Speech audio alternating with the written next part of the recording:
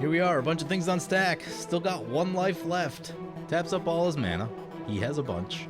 Oh, it's a Torment of Hailfire, X11. Perfect! I won't feel bad about doing this then. Today on Commander Replay, we take another look at this Patreon-submitted Alesha deck and find out if we can survive a Torment of Hailfire. Next on Commander Replay. Hey guys, help support me and save 15% on singles by using the promo code REPLAY at mothershipaTX.com. Commander Replay t-shirts, available in orange and colors beside orange. Welcome back everyone, playing some Alesha Who Smiles at Death today. Today's deck list comes to us from Patreon supporter Jared. Let's take a look at this opening hand. It's got 3 lands and a Soul Ring. Colors are a little rough. Yeah, that's kind of a thing, isn't it? Yeah, I'm just gonna hope that we find things that matter. Let's keep. I'm having trouble remembering, but I'm pretty sure I played this deck one time already.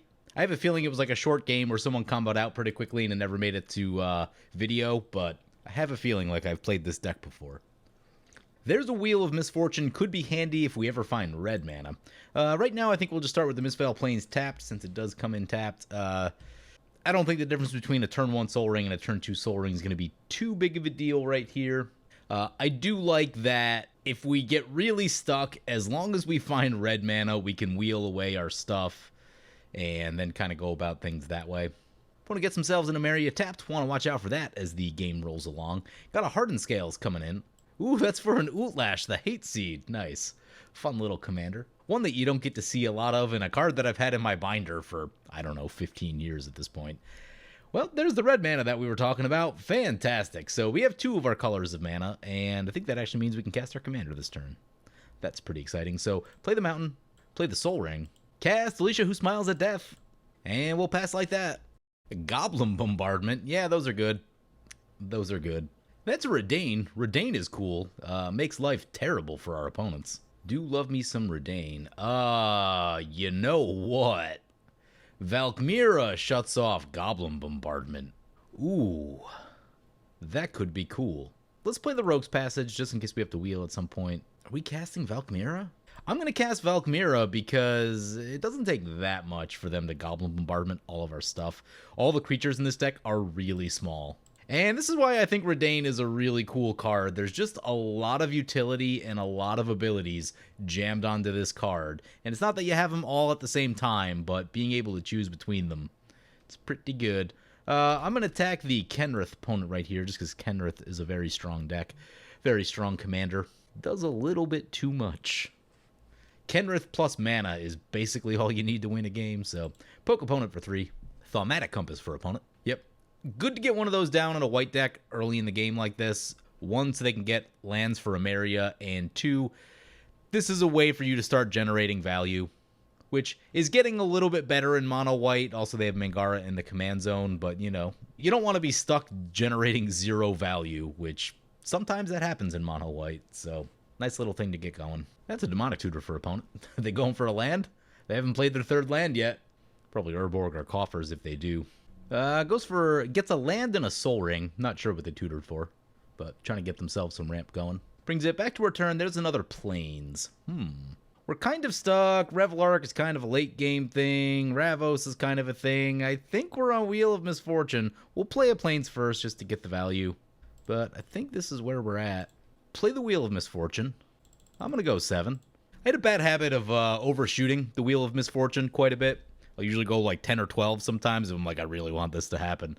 And people are like 4, 5, and I'm like, oh, I could have went way lower. There's 1 for 6, so we already won't be the lowest.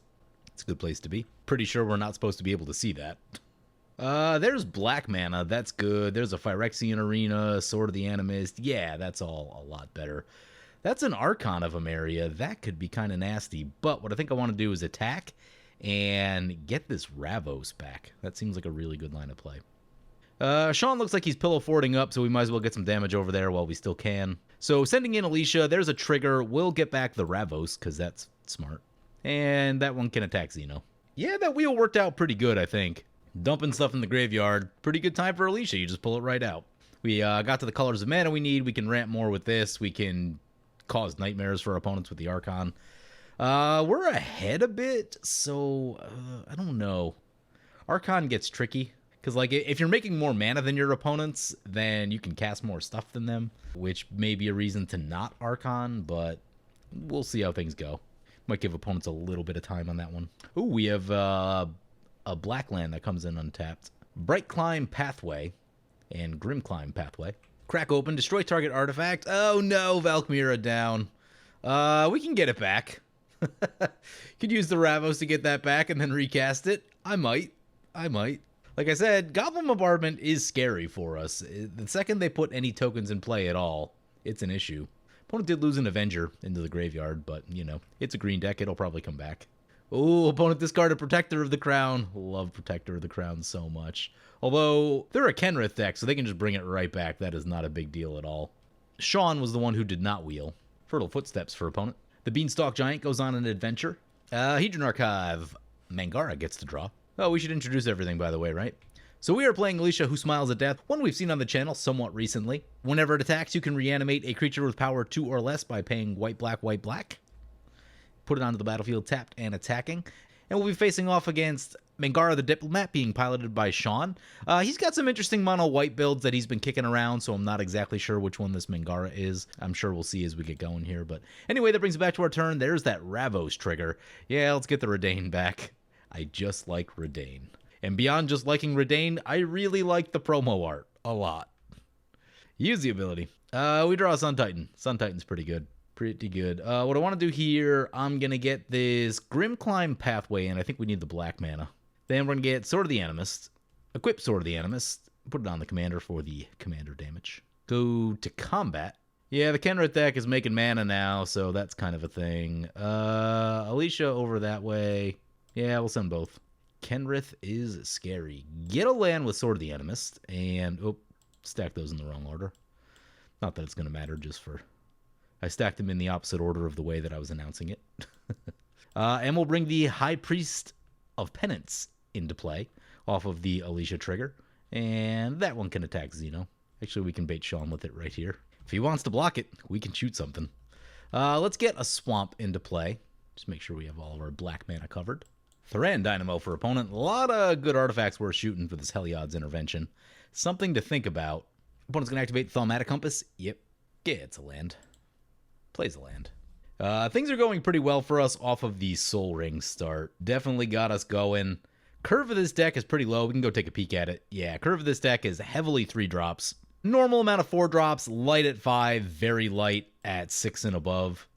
So yeah, definitely a lower mana curve deck. And when you have a Soul Ring start with a low mana curve deck, you can cast everything in your deck.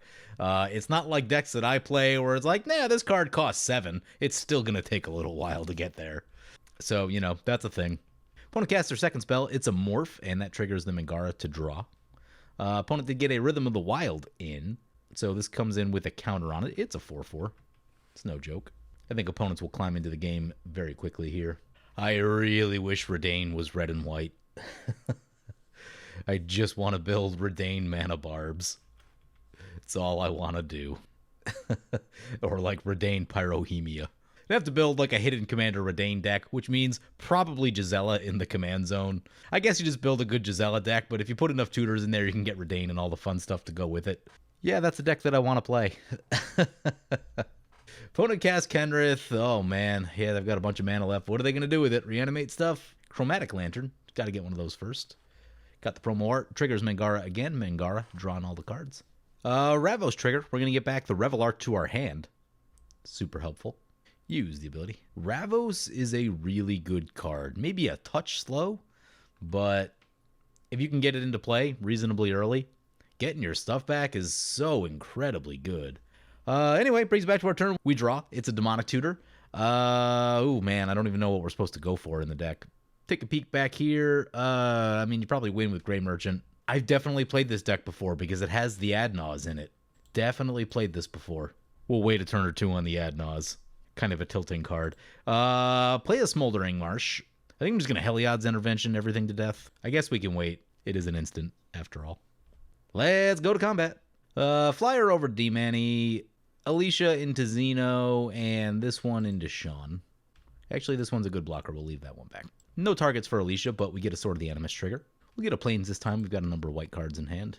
Probably need to get another red, actually. There's a little bit of red in the deck. Maybe not a ton, but definitely enough.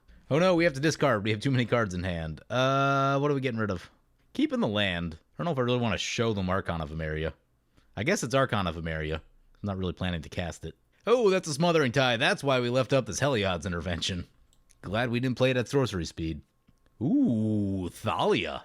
Heretic Cathar. Creatures and non-basic lands enter tapped. Ooh, Grand Abolisher. Okay, yeah. Got some hate bears going.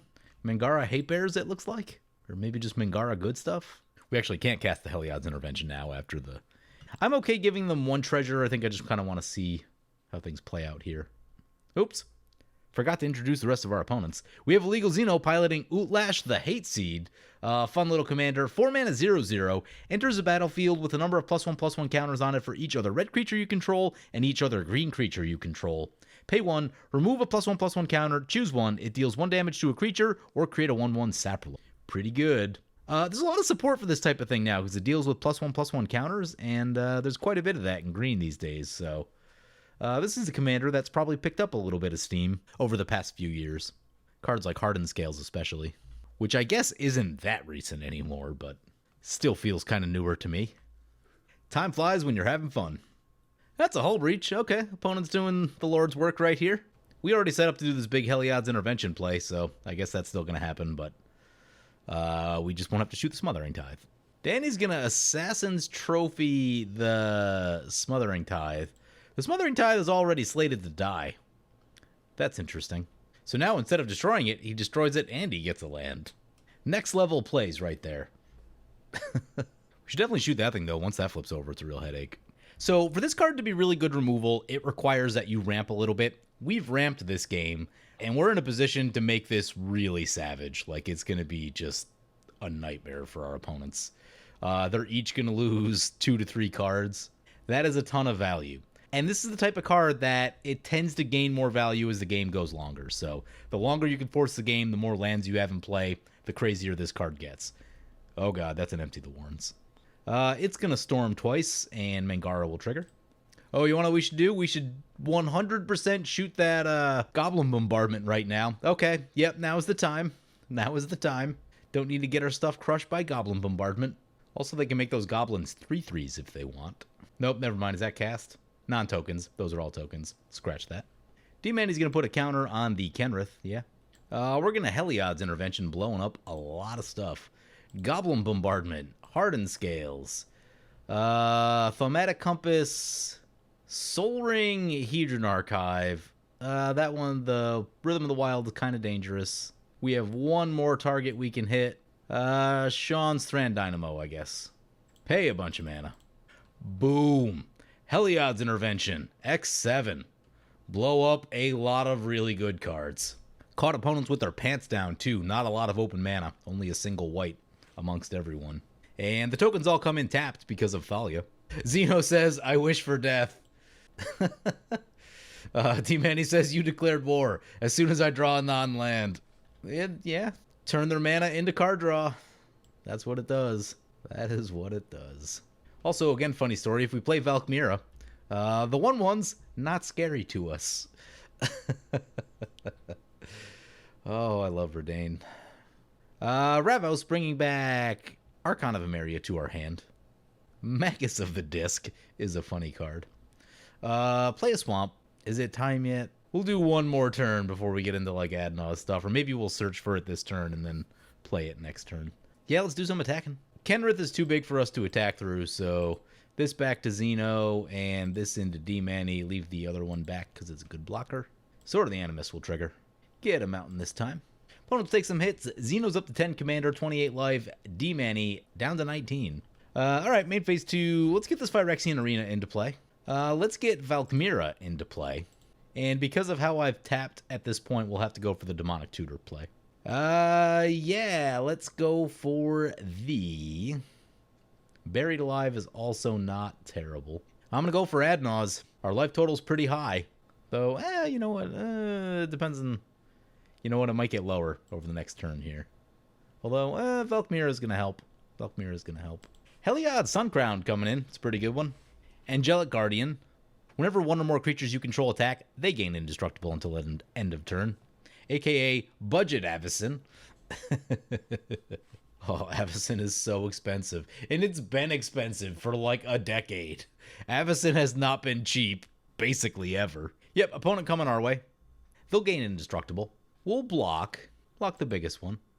The priest dies. We'll shoot this Angelic Guardian. Keep that off the table. Did think about the Kenrith, but it would be kind of savage. We did blow up a lot of their mana, though strategically, the Kenrith is probably correct. Use the ability. I think we've cleared out almost all the big cards in our deck. Ruinous Ultimatum is still in there. But seen a few of the 5-drops, seen the only 6-drop. So we can assume that we'll take about an average of 3 per card on the Adnaz, given the construction of this deck. Opponent to gain some life in there, so they're going to get a +1 counter to put it on the Heliod. It is a 6/6 indestructible blocker. Kind of tough to get through. Felonite Hermit. When it's turn face up, create 4 Saproling tokens. Oh, yep. Fortunately, we still don't care that much about 1/1s. 2/2s, on the other hand. This does give them +1/+1. That is actually scary. I played a paper game with some Patreons in New York, and in one of the middle games, I was playing Aurelia and got Redain with like a Fire and Ice on it. I think there was another sword in play, and that Fire and Ice kind of ran the table for a little while, and I actually felt a little bit bad, because Redain with swords is extremely good. And especially Fire and Ice against low toughness creatures. Yep, the humanity's going to keep drawing. I guess with the Adnaz, if we burn a lot of life, we need to like make sure that we win. Because it's like, it's not really a combo deck. I mean, I think it's just get Grey Merchant as many times as you can is the plan here. Chromatic Orrery, pretty good one. Plea for power. Starting with you, each player votes for time or knowledge. If the one gets more votes, take an extra turn. If knowledge gets more votes, draw 3 cards. I wonder if they would give them the turn just to be able to punish us. Interesting card, and if you're playing blue, I would almost always run this over like Concentrate, even though I do sometimes run Concentrate. I like Harmonized type effects. I think they don't just win you the game with card draw, but they keep you from getting stuck, and that's a very important thing, and I just like what they do. He draws 3 cards with that. Opponents didn't want to give him the turn. Yeah, turns are really dangerous. Triumphant Adventurer coming in. Whenever it attacks, it can venture into the dungeon. He's going to give stuff haste and trample. Let's see where he wants to point it. Probably our way. The Thalia probably helping us a little bit because potentially someone else could lay a bunch of stuff into play and then they could haste it. They don't have red mana up right now, but it's not a hard thing to do. I've seen that happen. Kenrith can do that. No attacks. All right. Brings us back to our turn. Ravos trigger. We'll probably just leave that creature in the graveyard. Phyrexian Arena trigger. There's a Wheel of Fortune. Those are good. It can just stay right there. That's a Tome of Legends off the top. More card draw. Play the Adnaz. Land. Burnished Heart. Land. Cutthroat. Cutthroat's really good. Keep going. We're at 25. Anafenza. That's part of a combo. Oh, Red Cap. I think it's part of the Red Cap combo. Boros Charm is good. Vampiric Tutor. I think I'm going to stop there. We could keep going, but I don't actually just see us winning the game this turn, so... yeah. We'll do one more. Deflecting Swat. How about that? Some protection. That seems good to me. We're at 17. Do we have any draw? Yeah, we can draw with Tome of Legends. Potentially we could do something like dump all these creatures and then Living Death or something like that. Oh, we could totally trick Danny. I might do it. I might just do it. I might do it for the memes and see if he bites. How much mana do we have left? We have 4, 5, 6, 7. We can play a land that's 8. Play this Pathway. Actually, we might need white mana. Hold off on that just 1 second. Yeah, we have a lot of stuff to do. We are currently one short of being able to go Wheel of Fortune, Vampiric Tutor with it on the stack, and then put a Living Death on top, and then cast the Living Death. It's unfortunate. We have sack outlet. We don't have a sack outlet yet. So I think play the Cutthroat, play Anafenza. Ooh, these all come in tapped. Should have did that in the opposite order. Oops. Go to combat. Ooh, all of our lands come in tapped. Not ideal. Not ideal. That being the case, our creatures coming... Yeah, I was thinking about trying to bluff Danny out, but with all of our stuff coming in tapped, I think makes more sense to leave back the blocker. It's a pretty good blocker. That comes in tapped. Don't have Boros Charm mana. Do have Deflecting Swap mana. We have mana for that. So we'll go leave up mana for Vampire Tutor, get the Tome of Legends, and pass like that. Definitely discard the fetch lands. Those are awful against Thalia. Yeah, let's dump some creatures in the bin. Archon, Magus, Burnish Chart, Revelark, I guess. Esper Sentinel for opponent. Sure. That's an Avacyn Angel of Hope. No big deal. No big deal at all. Probably has to be the Living Death now. Double check, make sure Living Death's in the deck. Living Death is not in the deck. That's not great. Huh. I'd probably add one of those. Did I talk about that last time? I don't remember.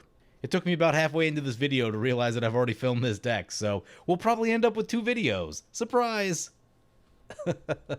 No attacks from opponent. Yeah, their board's kind of small, but there's a Vortusk Liege that pumps up all the stuff, makes their damage relevant against us again, and that's kind of a problem. We are kind of low after the ad nause.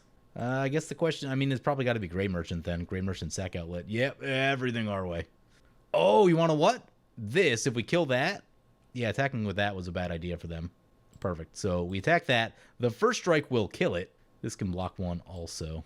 And then the Saprolings will get smaller. Unless they have something, and then we're totally boned. So that goes down. These become 2/2s. Much less scary than they were before. Still not going to be great, but we eat one, go to 8. Ooh.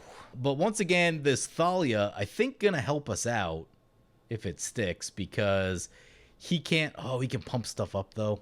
We might have to throw some things in front. That's Ulasht coming in, yeah. Only deals damage to creatures, and this is extremely relevant against that. Luckily, they can't shoot us in the face. Yeah, I mean, we're definitely going to have to get a Grey Merchant right here, because, yeah. The other thing we could do, we could go board wipe Boros Charm. Yeah, we just get a Wrath of God. Go about it that way.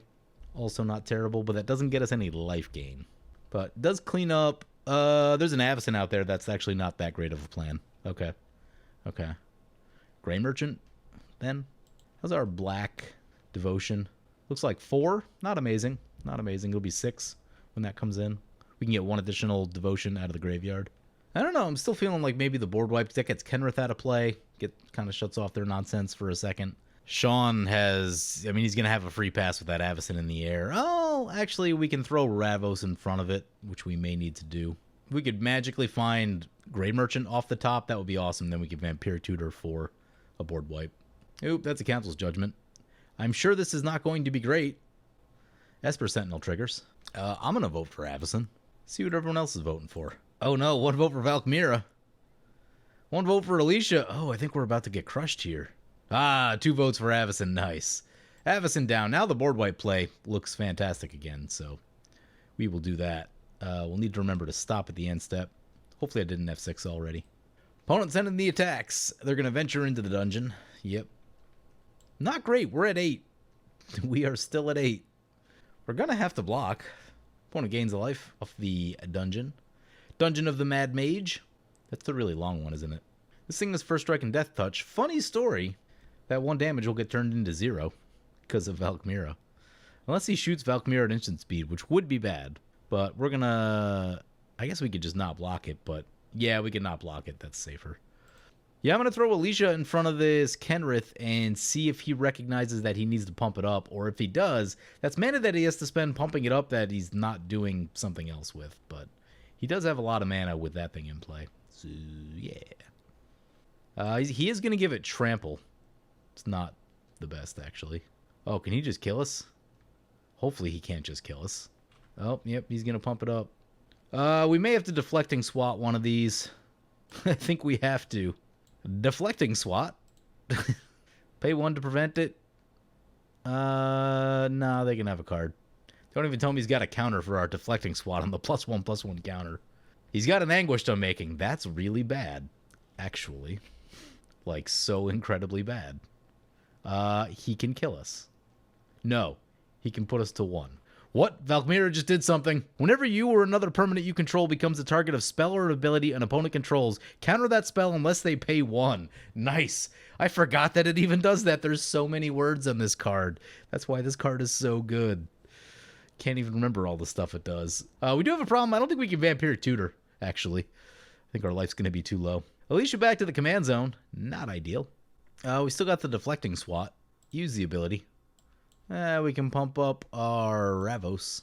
There's the Valkyria ability. Oh, weird. I think they can choose not to pay it so that it gets countered because of... Yeah, they do that. Yeah, they do that because they still control the original ability. Nice. Yeah, we can't use a Vampiric Tutor. That's not a thing we can do anymore. Gray Merchant or Bust. Down to 2. Arena will put us to 1. It's okay, though. We've got all the life we need.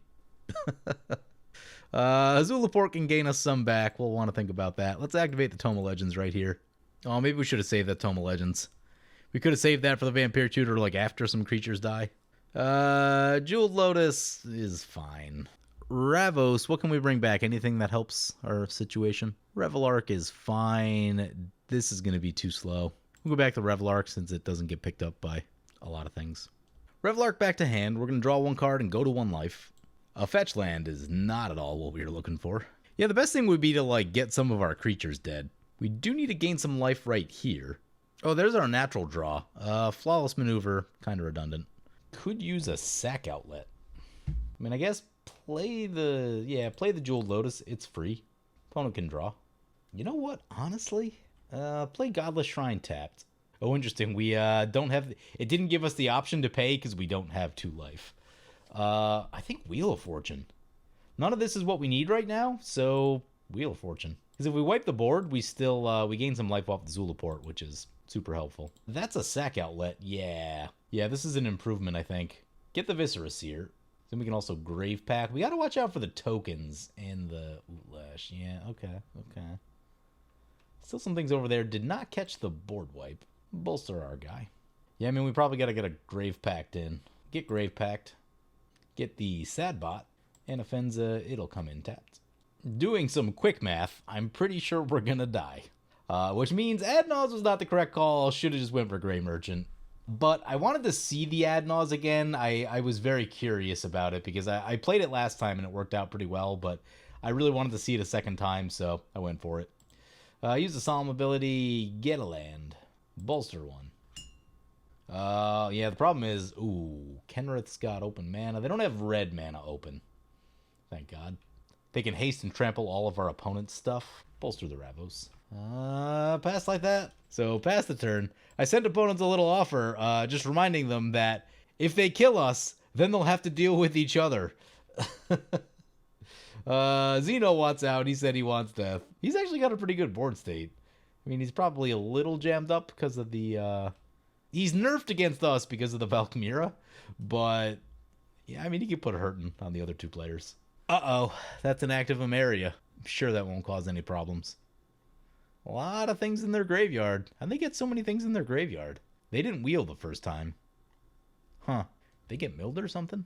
Or maybe it's just that they drew a bunch and then discarded a bunch. Getting back the Angelic Guardian. Okay, yep. More indestructible creatures. The one thing to think about is that opponent has a lot of tokens. They're wide open right now.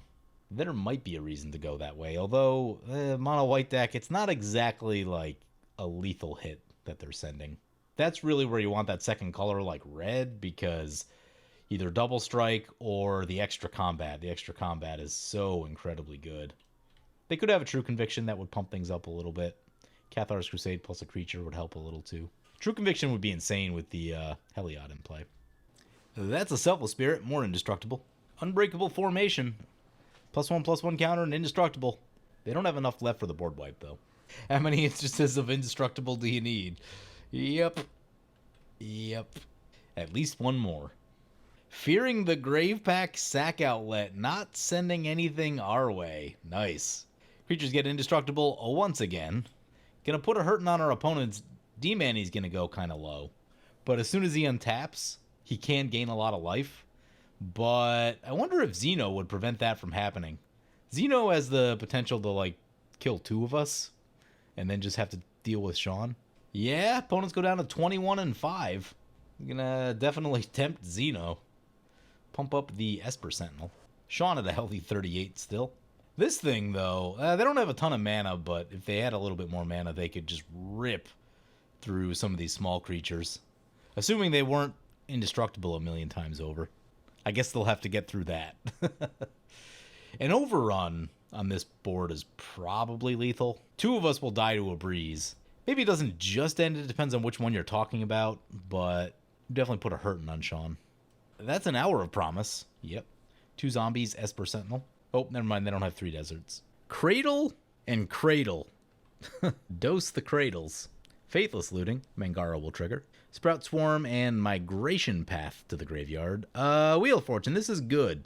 Potentially we could catch like a path or something and maybe keep ourselves alive. Actually, if it's a swords, I am not above swordsing my own creature.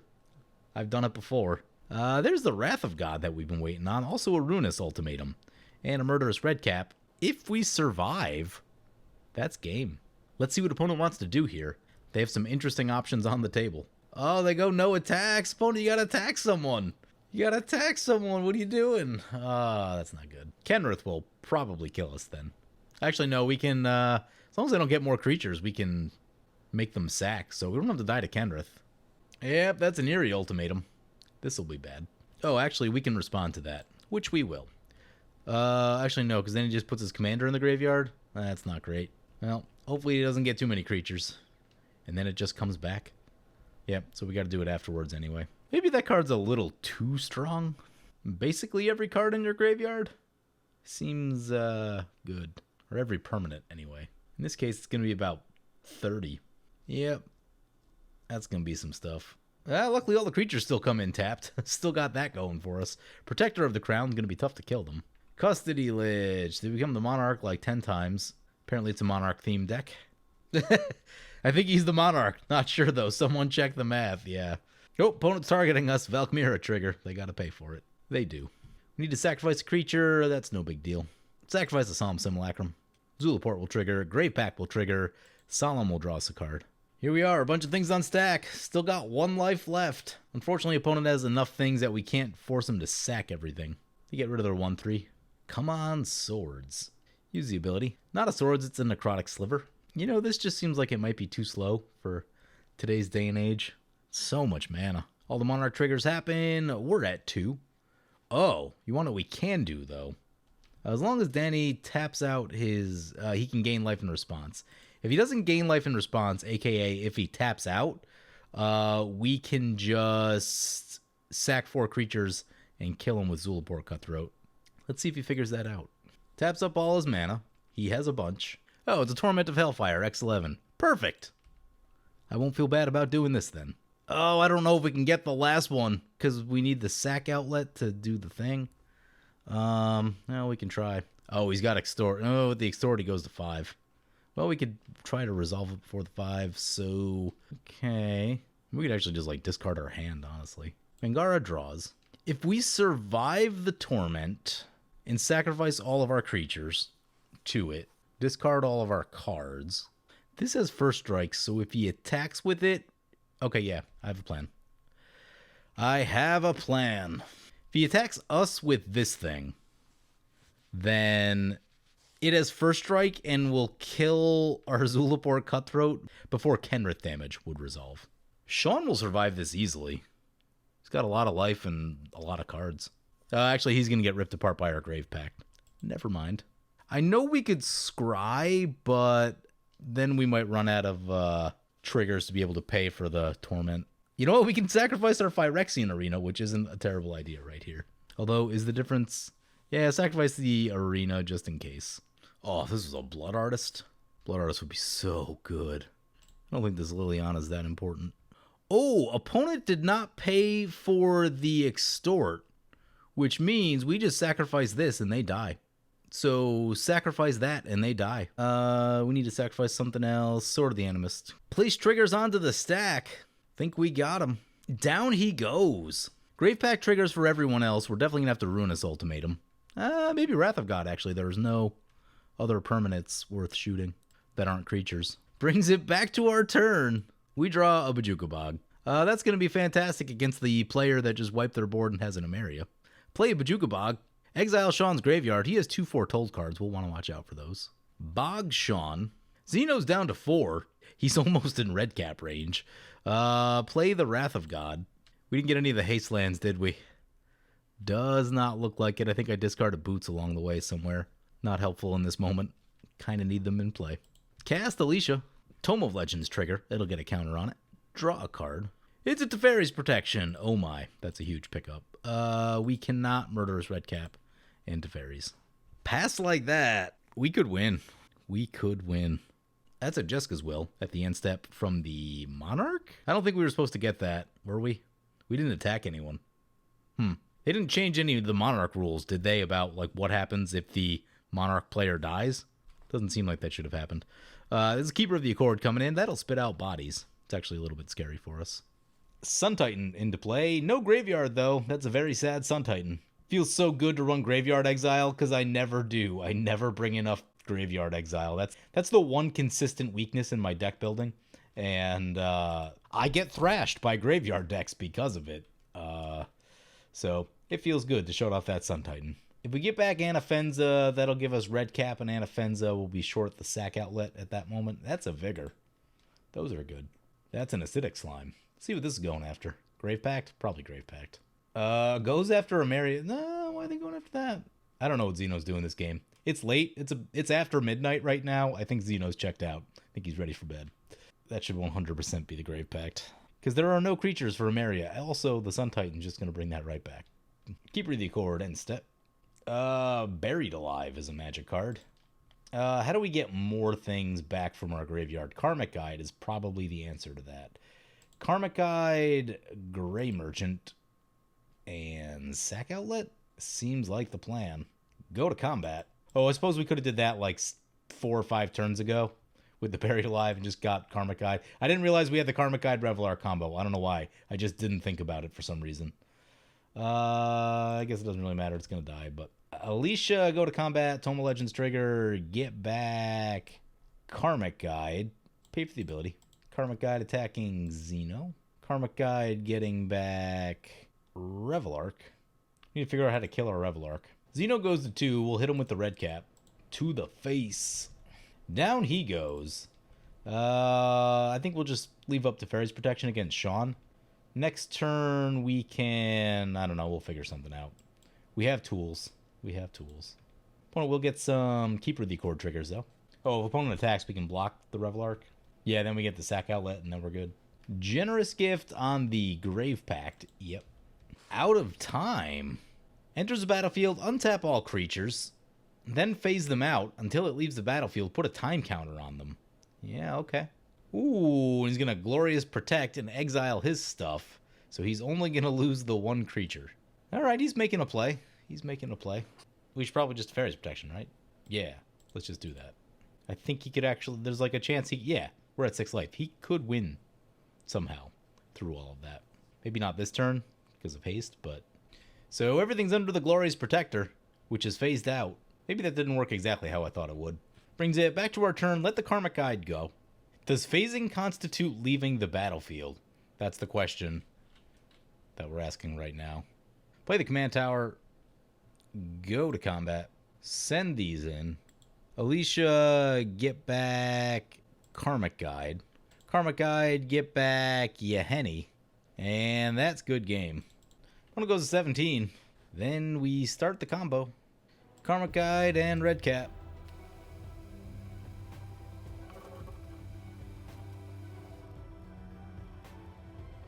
Oh, there's a Gray Merchant in our graveyard. That'll speed things up. 1, 2, 3. There's a Gray Merchant.